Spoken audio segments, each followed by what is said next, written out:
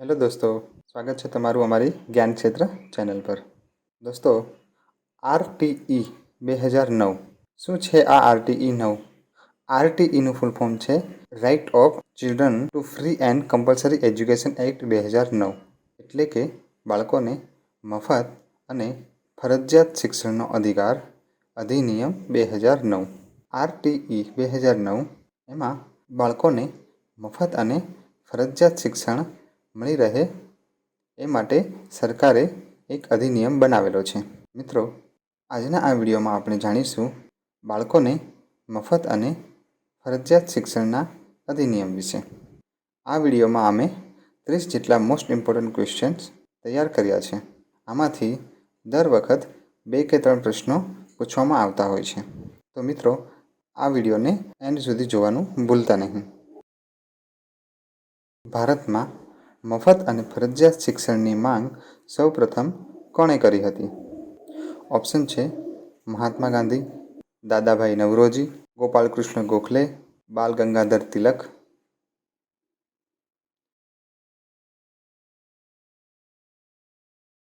જવાબ આવશે ગોપાલકૃષ્ણ ગોખલે. મિત્રો, ભારતમાં મફત અને ફરજિયાત શિક્ષણની માંગ સૌપ્રથમવાર ગોપાલકૃષ્ણ ગોખલેએ કરી હતી. મફત અને ફરજિયાત શિક્ષણનો અધિકાર અધિનિયમ 2009માં ફરજિયાત શબ્દનો અર્થ શું છે? ઓપ્શન છે કેન્દ્ર સરકારે પ્રાથમિક શિક્ષણની હાજરી અને સંપૂર્ણતા સુનિશ્ચિત કરવી જોઈએ. યોગ્ય સરકારે પ્રવેશ, હાજરી અને પ્રાથમિક શિક્ષણની સંપૂર્ણતા સુનિશ્ચિત કરવી જોઈએ. બધા માટે સમાન શિક્ષણ, કે પછી ઉપરોક્ત તમામ?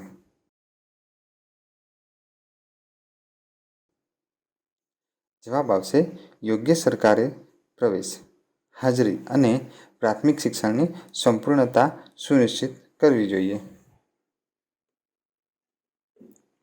આરટીઈ 2009 ક્યારે લાગુ કરવામાં આવ્યું હતું? ઓપ્શન છે 1 એપ્રિલ 2009, 1 એપ્રિલ 2010, 1 એપ્રિલ 2012, 1 એપ્રિલ 2016. જવાબ આવશે 1 એપ્રિલ 2010. શિક્ષક દિવસ ક્યારે ઉજવવામાં આવે છે? ઓપ્શન છે 5 ઓક્ટોબર, 5 સપ્ટેમ્બર, 11 નવેમ્બર, 15 ઓગસ્ટ.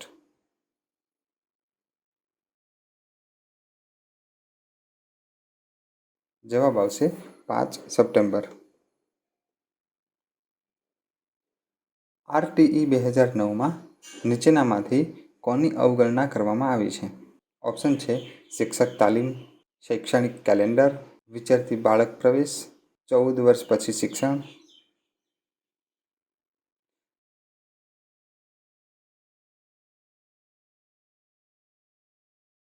જવાબ આવશે 14 વર્ષ પછી શિક્ષણ.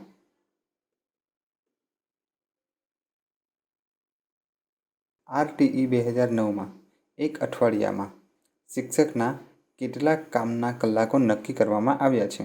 ઓપ્શન છે 43 કલાક, 48 કલાક, 40 કલાક, 45 કલાક.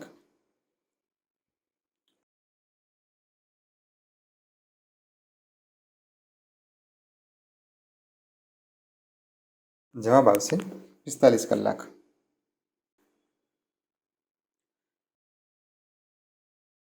એકવીસમી સદીના શિક્ષણ પર યુનેસ્કોના અહેવાલનું શીર્ષક શું છે?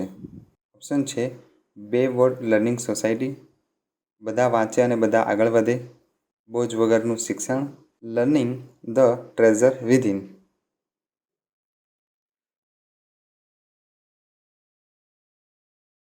જવાબ આવશે learning the treasure within. CWSN છોકરો કોણ છે?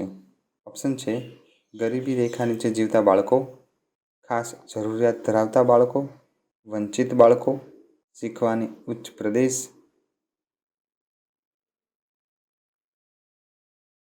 જવાબ આવશે ખાસ જરૂરિયાતો ધરાવતા બાળકો.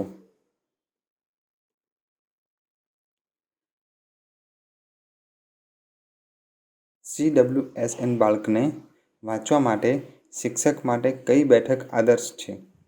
ઓપ્શન છે પરિપત્ર બેઠક, યુ આકાર બેઠક, પંક્તિ મુજબની બેઠક કે પછી 1 અને 2?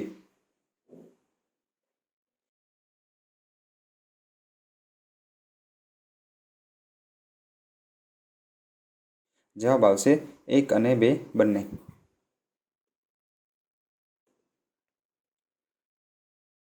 RTE 2009માં કયા શિક્ષણ પર ભાર મૂકવામાં આવ્યો છે?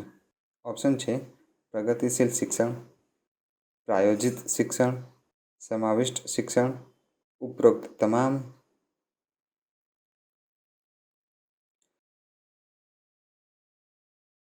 જવાબ આવશે સમાવિષ્ટ શિક્ષણ.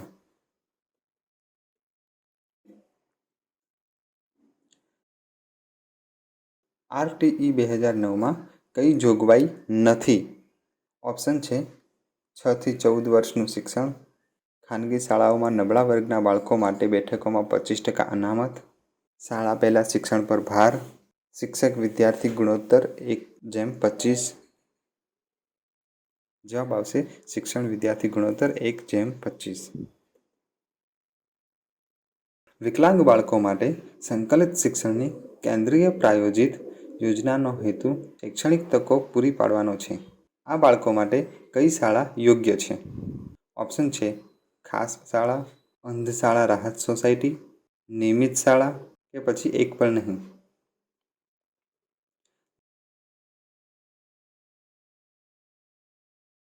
જવાબ આવશે નિયમિત શાળા. PWD એક્ટ 1995માં વિકલાંગ બાળકોનું મફત શિક્ષણ કયા વર્ષ સુધી સુનિશ્ચિત કરવામાં આવ્યું છે? ઓપ્શન છે 3 થી 18 વર્ષ, 6 થી 14 વર્ષ, 4 થી 20 વર્ષ, 6 થી 18 વર્ષ.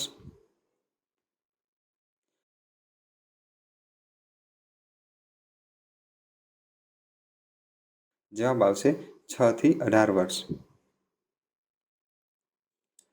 RTE 2009ના અમલીકરણ પછીના વર્ગખંડો.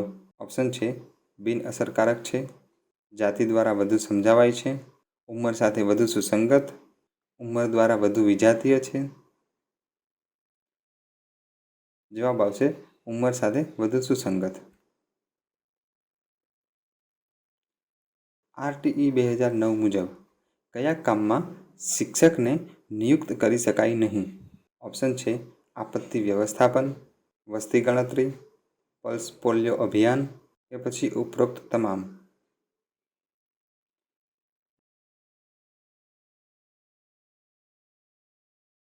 જવાબ આવશે પલ્સ પોલિયો અભિયાન. RTE 2009 મુજબ બાળકને કેટલા દિવસની સમય મર્યાદામાં TC આપવાની હોય છે? ઓપ્શન છે 10 દિવસ, 14 દિવસ, 7 દિવસ, 30 દિવસ.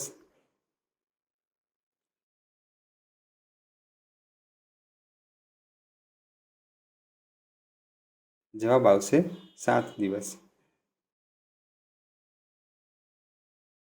શિક્ષણ કઈ યાદીનો વિષય છે? ઓપ્શન છે સંઘ યાદી, રાજ્ય યાદી, સમરવર્તી યાદી કે પછી બધા.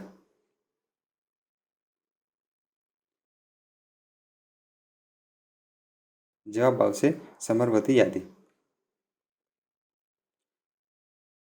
RTE 2009ની કલમ 29A મુજબ જે રાજ્યની જાહેર શૈક્ષણિક સત્તા સંસ્થા છે. ઓપ્શન છે NCERT, MHRD, CBSC, SIERT/SCERT.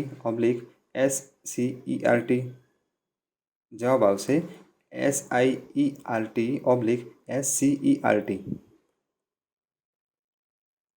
જે બંધારણીય સુધારા દ્વારા RTE 2009ને આધાર પૂરો પાડવાનું કામ કરવામાં આવ્યું હતું? ઓપ્શન છે 42મો સુધારો 1976, 44મો સુધારો 1978, 52મો સુધારો 1985, 86મો સુધારો 2002. જવાબ આવશે 42મો સુધારો 1976. RTE 2009માં શિક્ષક વિદ્યાર્થી સામાન્ય ગુણોત્તર. ઓપ્શન છે 1:30, 1:45, 1:40, 1:32.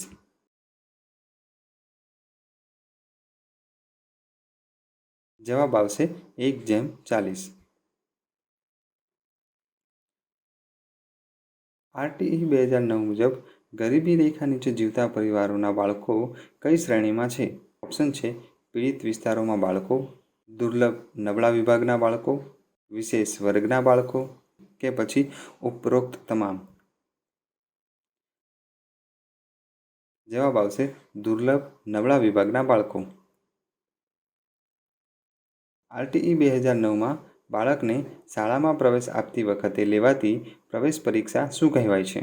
ઓપ્શન છે વિહિપ, સૂચના, માથાદીઠ ફી, મોનિટરિંગ પ્રક્રિયા.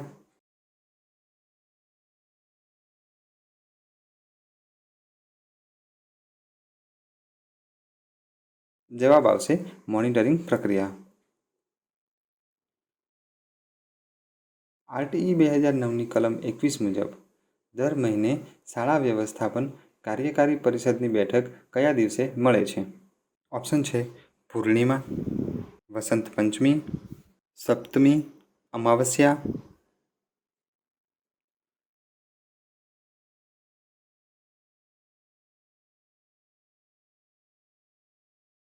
જવાબ આવશે અમાવસ્યા. RTEના વિભાગ 21માં સામાન્ય મંડળની 2 બેઠકોમાં મહત્તમ કેટલો તફાવત કરી શકાય? ઓપ્શન છે 4 મહિના, 1 મહિનો, 3 મહિના, 6 મહિના.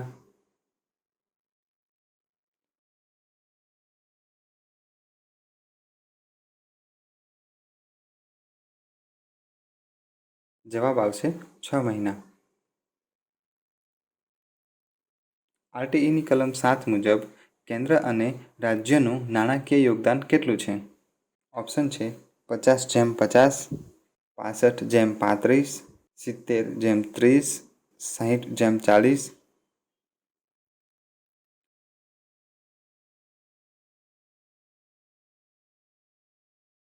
જવાબ આવશે 60:40.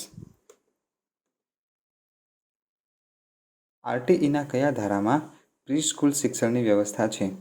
ઓપ્શન છે ધારા 10, ધારા 11, ધારા 12, ધારા 13.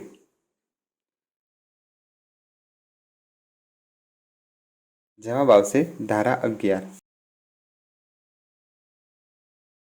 સ્વતંત્ર ભારતના પ્રથમ શિક્ષણ મંત્રી કોણ હતા? ઓપ્શન છે સી રાજગોપાલચારી, કે સી પંત, મૌલાના અબુલ કલામ, સ્મૃતિ ઈરાની.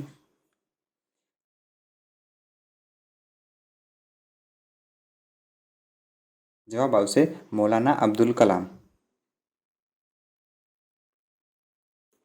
RTE 2009ના કયા પ્રકરણમાં સૌથી વધુ ધારાનું વર્ણન કરવામાં આવ્યું છે? ઓપ્શન છે પ્રકરણ 2, પ્રકરણ 4, પ્રકરણ 5, પ્રકરણ 7.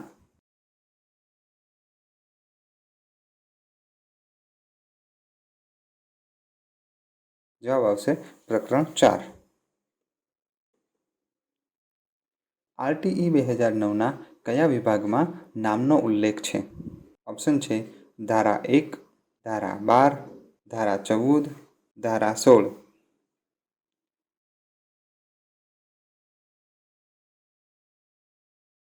જવાબ આવશે ધારા 1.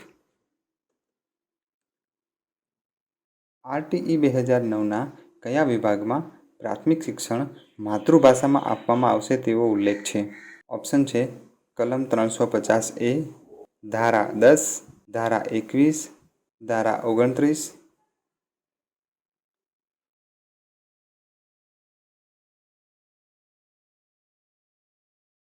જવાબ આવશે ધારા 29. તો મિત્રો, કેવો લાગ્યો આજનો આ વિડીયો? કે કશુંક તમને નવું જાણવું હોય તો કમેન્ટ બોક્સમાં અમને જરૂરથી લખો.